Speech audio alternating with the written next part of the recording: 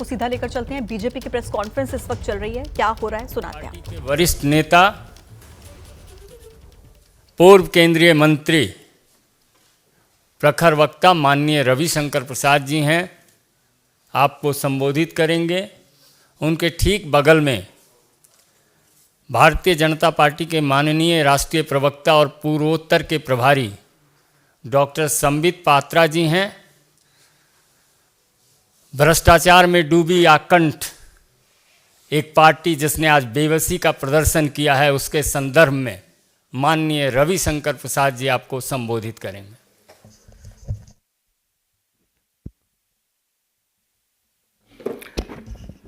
मित्र और संजय मयूख जी, डॉक्टर संबित पात्रा, सभी सम्मानीय पत्रकार मित्रों, नमस्ते।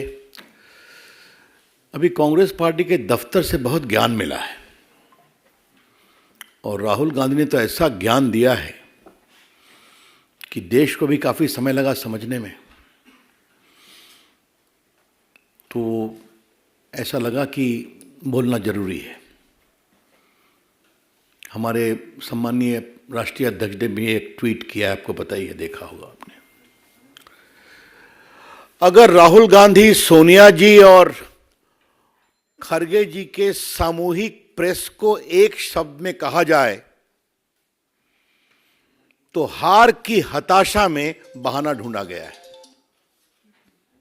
मैं फिर कह रहा हूं, आने वाले लोकसभा चुनाव में हार की हताशा में एक बहाना ढूंढा गया है।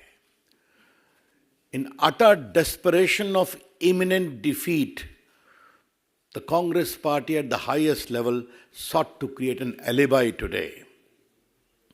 कुछ तो बोले, लेकिन उसमें कांग्रेस पार्टी का अकाउंट अगर फ्रीज किया गया है तो देश का अकाउंट फ्रीज किया गया है। ये तो कमाल है भाई। मुझे अपने जेपी मूवमेंट के आंदोलन के दिनों की याद आ गई। Indira is India, India is Indira, याद है ना? इमरजेंसी का दिन, जेपी की अगुवाई, कांग्रेस पार्टी की हार, आप सभी जानते हैं। कांग्रेस पार्टी राजनीतिक रूप से सूख कर कांटा हो गई है, फिर भी कांग्रेस पार्टी का अकाउंट अगर फ्रीज हुआ तो देश का अकाउंट फ्रीज हुआ। Mister Rahul Gandhi, what do you mean by this? Don't insult Indian democracy. Rahul Gandhi, Bharat के लोकतंत्र को इस तरह से आप शर्मसार नहीं करें। यह देश आपकी पार्टी से बड़ा है, यह देश का लोकतंत्र आपसे बड़ा है। और आज इसी देश में आपने झूठ बोला है, गाली दी है और सब देश ने देखा है, टीवी पे चला है ना। तो आप झूठ बोल सकते हैं, गाली दे सकते हैं, देश सुन रहा है, आपको यह तक अधिकार है, और करें देश का लोकतंत्र नहीं है। यह कौन सा तर्क है? यह बात मैं बहुत विनम्रता से कहना चाहूंगा। लेकिन कोई नई बात नहीं हो तो अमेरिका में जाते हैं तो कहते हैं इंडिया में कोई डेमोक्रेसी नहीं है, सिंगापुर जाते हैं तो वही कहते हैं, लंदन जाते हैं वही कहते हैं, और आज उन्होंने यहां भी कह दिया। आज उनके झूठ का मैं पोल खोलूंगा। लेकिन राहुल जी, सोनिया जी, आपको अगर देश की जनता वोट नहीं देती तो हम क्या करें? बीजेपी के राष्ट्रीय मंच से हम एक सवाल पूछना चाहेंगे। सोनिया जी, राहुल जी, अब खरगे जी से कितना पूछा जाए देखते हैं। आज भी तो उनका नंबर 3 ही था प्रायोरिटी में, हालांकि वो राष्ट्रीय अध्यक्ष हैं। अगर देश के लोग आपको वोट नहीं देते और आगे नहीं देने वाले हैं तो हम क्या करें? अगर राहुल गांधी की यह अपेक्षा है कि भाजपा के मित्र उनके लिए कैंपेन करें तो ये तो हम करने वाले हैं नहीं, क्योंकि उनका तो स्टॉक मार्केट इतना गड़बड़ाया हुआ है। और आज मैं कांग्रेस के लोगों को एक बात कहना चाहूंगा। हम भी चाहते हैं कि विपक्ष के रूप में कांग्रेस पार्टी पनपे, कितना पनपे उनका विषय है, लेकिन कांग्रेस पार्टी अब समझे कि जब जब राहुल गांधी से मुंह खुलवाएंगे तब तक स्टॉक मार्केट का और गिरेगा। There is a gentle advice to the Congress party. We wish you well, But realize now, the more you allow Rahul Gandhi to speak, the more you are losing the ground in the country. अभी आप सोच लीजिए. अब थोड़ा सा राहुल गांधी ने जो झूठ बोला है कि हमारा पूरा बैंक अकाउंट फ्रीज कर दिया, तो हम क्या करें, तो आज रिकॉर्ड को स्ट्रेट करना जरूरी है. बाकी इनकम टैक्स का विषय है तो सरकार की ओर से बोला जाएगा, लेकिन अल्प ज्ञान समस्या पैदा करता है. राहुल गांधी जी राजनीतिक विषयों पर कितना होमवर्क करते हैं तो आप जानते ही हैं, लेकिन कानूनी विषयों पर भी जब बोलते हैं तो थोड़ी चिंता हो जाती है.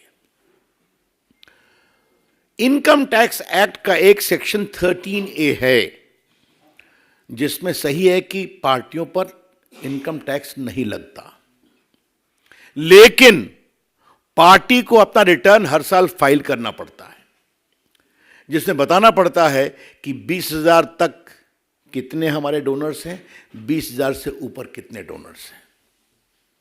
और अगर आपने ये नहीं फाइल किया हर असेसमेंट ईयर में, तो आपका ये एग्जम्पशन खत्म हो जाता है. ये है section 13A. Let me repeat. Under the Income Tax Act Section 13A, there is a clear provision that the political party is exempted from income tax, provided they file their return every year as to how much money has come of 20,000 rupees and duly certified auditor's report as to how much they had received from big donation. If you don't do it, you lose that exemption. ये बहुत basic चीज है जिसको समझना चाहिए. अब थोड़ा हम आपको बता दें कि ये जो चिल्ला रहे हैं, 6/7/21 को असेसमेंट ईयर 18-19 के लिए ऑर्डर पास हुआ कि उन्होंने रिटर्न फाइल नहीं किया था. तो रिटर्न फाइल नहीं किया तो एग्जम्पशन खत्म हो गया. एग्जम्पशन खत्म हो गया तो 105,17,29,635 रुपए का डिमांड रखा गया.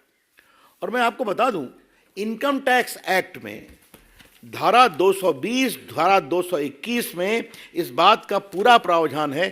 कलेक्शन एंड रिकवरी 10 सेक्शन है. कैसे कलेक्शन होगा, कैसे रिकवरी होगी, सर्टिफिकेट होगा, पेनाल्टी लगेगी. मैं पढ़ नहीं रहा हूं, but there is a inbuilt mechanism. तो उसका टैक्स का प्रोसेस है.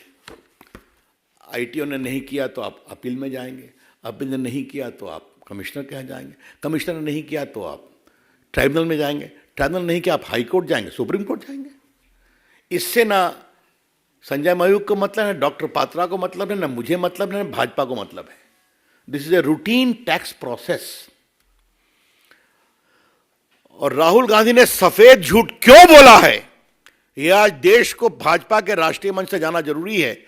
हर जगह उनका स्टे रिजेक्ट हुआ, उस पेनाल्टी में अकाउंट फ्रीज हुए, टैक्स नहीं दिया, और वो झूठ बोले हैं आज. अब देखिए, इन्होंने जब इनको पेनाल्टी लगी तो ये CIT अपील के यहां गए, ये स्टे एप्लीकेशन रिजेक्ट हो गया. इस बात को समझिए. इसलिए अब बिल्कुल रीजन ऑर्डर पर गया. उसके बाद फिर ये गए CIT के यहां, कमिश्नर अपील के यहां, वहां भी रिजेक्ट हो गया. इनका देखा गया, 135 crore tax plus interest add किया गया. फिर ITAT जो इनकम टैक्स ट्राइब्यूनल है, उन्होंने इनका स्टे पिटीशन डिसमिस कर दिया. अब इसके खिलाफ ये हाई कोर्ट गए और माननीय दिल्ली उच्च न्यायालय ने 13 मार्च को वो भी रिजेक्ट कर दिया. और 13 मार्च को क्या कहा, जरा वो हम बताना चाहते हैं थोड़ा मित्रों के लिए. हाँ,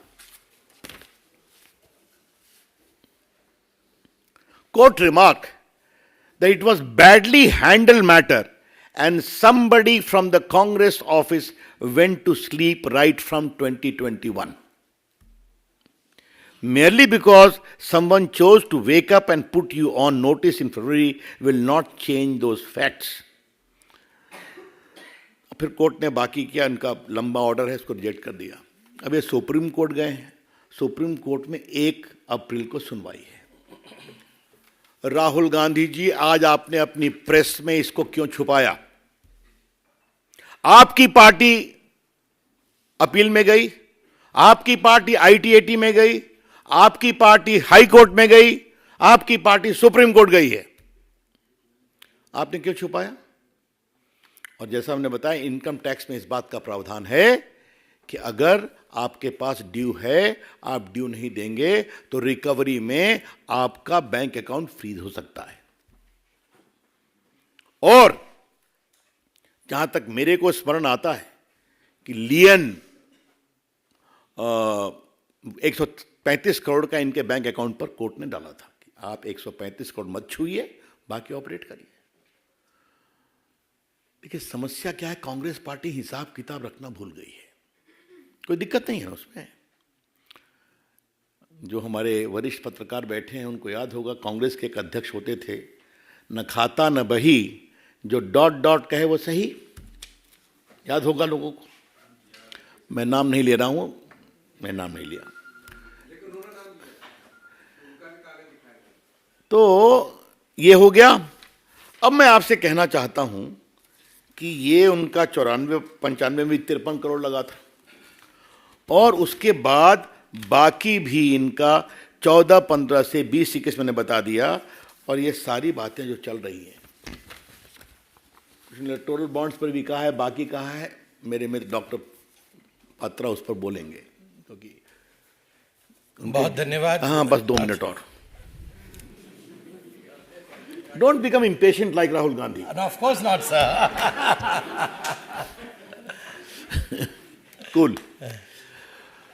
तो मैं कह रहा था कि ये क्या मतलब है इसका, कितना झूठ बोलेंगे राहुल गांधी आप। और आज राहुल गांधी ने कोर्ट के बारे में कहा है, इलेक्शन कमीशन के बारे में कहा है, मीडिया के बारे में कहा है, सब चुप हैं। Rahul Gandhi ji, please apologise for castigating these institutions. आप कोर्ट गए हैं ना, दिल्ली हाई कोर्ट में रिजेक्ट हुआ है ना आपका, सुप्रीम कोर्ट में 1-4 को सुनवाई है ना आपकी, आप आईटीआईटी अपील में गए ना, आप ट्राइब्यूनल में गए ना, तो आप कोर्ट के प्रोसेस में गए कि नहीं गए? तो आप कैसे कह रहे हैं कि कोई सुनवाई नहीं हो रही है आपके? वैसे क्या कहा जाए। मैं तो आपसे कई बार बात कर चुका हूं, इस परिवार ने किस तरह से नेशनल हेराल्ड की 5,000 करोड़ की संपत्ति हथिया ली, वो भी केस चल रहा है, चर्चा कर चुके हैं कि बिना सिर्फ 50 लाख के इन्वेस्टमेंट पर 5,000 करोड़ की संपत्ति परिवार ने ले ली, जिस ट्रस्ट में सोनिया जी और राहुल गांधी के 76% शेयर थे। तो मित्रों, मुझे लगा कि देश को यह बताना जरूरी है। तो राहुल गांधी जी, आपकी हार तय है।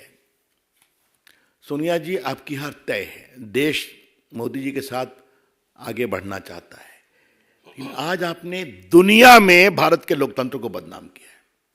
I repeat, by this utterly irresponsible, shameful comment, Sonia ji, you and your son have shamed Indian democracy globally. मत करिए।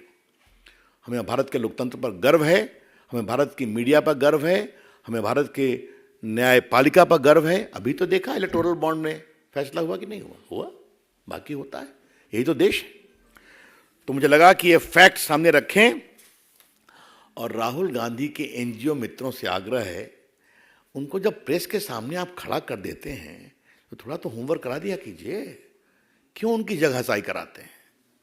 आपके वो युवराज हैं, आपके लोग उनको भविष्य के प्रधानमंत्री बनाने के लिए व्यग्र हैं, तो थोड़ा सा रंगाई पुताई ठीक से किया कीजिए। धन्यवाद। मित्रों, मेरा विनम्र निवेदन माननीय डॉक्टर संबित पात्रा जी से होगा कि आपको संबोधित करें। बहुत अभिनंदन माननीय रविशंकर प्रसाद जी का, हम सबके जो प्रवक्ता हैं उनके मार्गदर्शक हैं। बहुत धन्यवाद आदरणीय संजय मयूख जी का। And let me tell you, when it is to speak about Rahul Gandhi, yes I am a bit impatient. इतना कुछ रहता है राहुल जी के बारे में बोलने के लिए कि हम अपने दिल की तड़प को रोक नहीं पाते। तो I am sorry I intruded, but I really wanted to speak about the facts, quoting what Rahul Gandhi really means. अभी बहुत ही उम्दा तरीके से, बहुत ही बड़े तरीके से एक्सपर्ट के रूप में आदरणीय प्रसाद जी ने ये समझाया कि किस प्रकार, जहाँ तक बैंक अकाउंट फ्रीजिंग का सवाल है, यदि आप हिंदुस्तान के कानून के हिसाब से कोट अनकोट आप डिफॉल्टर हैं, तो you will be treated as a defaulter. ये जो सेंस ऑफ एंटाइटलमेंट है गांधी परिवार की, हम डिफॉल्ट भी करेंगे और डिफॉल्ट करने के पश्चात हमें इस देश के कानून के प्रावधानों को पालन करने से राहत दिया जाएगा। The era of this kind of entitlement is over under prime minister Narendra Modi. ये एरा नहीं है अब, चाहे आप गांधी परिवार के ही क्यों ना हो सकते हैं। और दूसरी बात जो मैं कहना चाहता हूं, remember it is not the bank account of the Congress party which is frozen, it is the Congress party which is frozen. Congress party आज फ्रोजन है। आप सोचिए, हम आश्चर्यचकित हैं, रात भर सोते नहीं है हम में से कुछ लोग। कभी कभी 2 दिन 3 दिन जब सीसी की मीटिंग होती है, माननीय प्रधानमंत्री आते हैं, 4 बजे प्रधानमंत्री यहां से जाते हैं। जब हम 10 बजे सुबह जगते हैं तो हम देखते हैं प्रधानमंत्री के 2 रैलियां समाप्त हो चुकी है। जो देश का प्रधानमंत्री, जिस देश के प्रधानमंत्री सुबह 4 बजे जा करके हम 2-1 दिन में थक जाते हैं, हर दिन का रूटीन प्रधानमंत्री नरेंद्र मोदी जी का है 4 बजे जाना, 6 बजे कहीं और पहुंच जाना, 9 बजे लोगों के बीच में रहना और फिर 4 बजे तक यहां कार्यालय में बैठक करना। आपको क्या लगता है कौन जीतेगा? पसीना और मेहनत, पी से पसीना, एम से मेहनत। पसीना बहाया है मोदी जी ने, मेहनत की है मोदी जी ने। जीत पसीना और मेहनत की होती है, पीएम ऐसे ही कोई नहीं बन जाता है। बॉन्ड्स के बारे में बात हुई, हिसाब का किताब भी है यहां पर। बिना हिसाब किताब के नरेंद्र मोदी जी के युग में बात नहीं होती है। कागज है हमारे पास। बताइए, आज भारतीय जनता पार्टी के 303 सांसद है, 55% जो आज मेंबर ऑफ पार्लियामेंट है वो बीजेपी के हैं। 48 सांसद, 9% सांसद कांग्रेस पार्टी के हैं। 11% सांसद, 24 द्रविड़ मुनेत्र कझगम डीएमके के हैं। ऑल इंडिया तृणमूल कांग्रेस के 4% सांसद है, 22 सांसद है। आप यहां पर जान के आश्चर्यचकित हो जाएंगे, जहां भाजपा को 6,000 करोड़ रुपए बॉन्ड के रूप में मिला, वहीं टीएमसी को लगभग 1400 करोड़ और कांग्रेस को भी लगभग 1400 से अधिक करोड़ रुपए बॉन्ड के रूप में मिले। सवाल उठता है, 9% सांसद और 1400 करोड़ रुपए आपको बॉन्ड के रूप में मिलता है,